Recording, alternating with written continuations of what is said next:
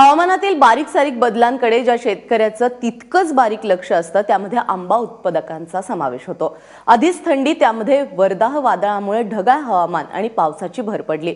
अशा वेळी आंबा मोहराचं कीड रोगांपासून संरक्षण कसं करायचं यावर एक नजर टाकूयात।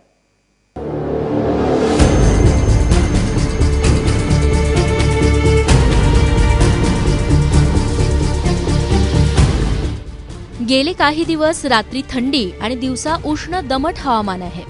त्यात काही भागात वर्धा वादळामुळे हलका पाऊसही झालाय। अशा हवामानाचा परिणाम आंबा बागांवरती दिसतोय। या काळात तुडतुड्यासारख्या किडीचा प्रादुर्भाव वाढण्याची भीती असते। या किडीमध्ये पिकाचं 70 ते 80% नुकसान करण्याची क्षमता आहे। त्यामुळे आंबा मोहराची विशेष काळजी घेणं गरजेचं आहे। जीवनसाखळी जर पाहायची झाली तर तुडतुड्याच्या 3 अवस्था असतात।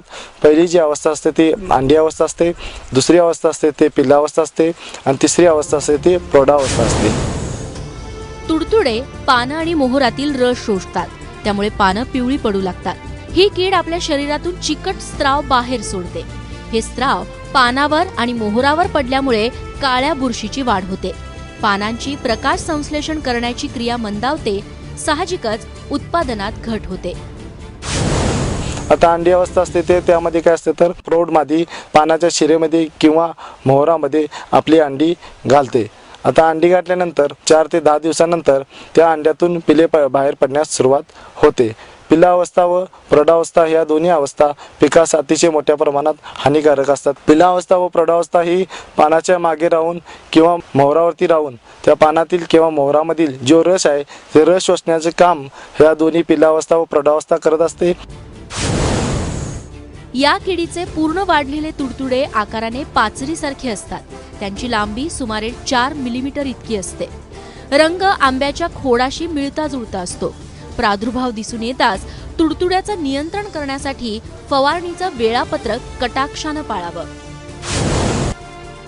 तुडतुड्याचं नियंत्रण करण्यासाठी आंतरप्रवाही कीटकनाशकाची फवारणी करणे गरजेचं आहे। पहिली फवारणी आहे ते मोहर येण्यापूर्वी डेल्टामेथ्रिन 9 ml प्रति 10 लिटर पाण्यातून मिसळून फवारणी घेण्यात यावी।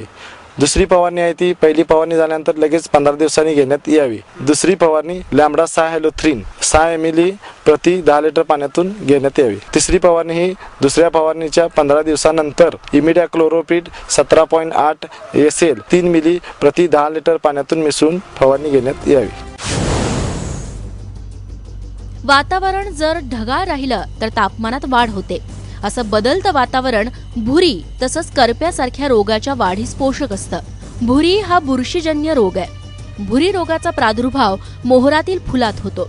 मोहराचा देठ, फुलं आणि लहान फळं यावर सूक्ष्म बुरशीची वाढ होते।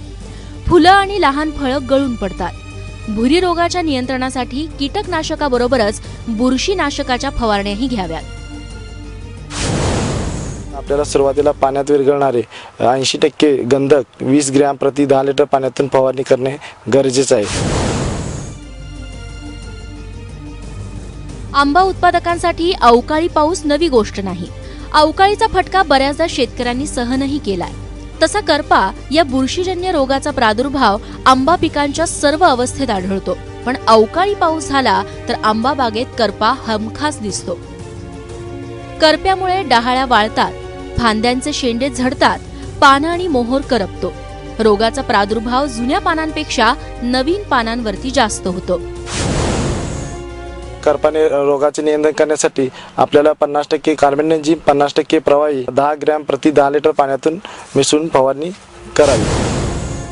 आंब्याला चांगल्या प्रकारे फुले येण्यासाठी 13 अंश सेल्सिअस किंवा त्यापेक्षा कमी तापमान किमान 7 दिवस असणं गरजेचं आहे।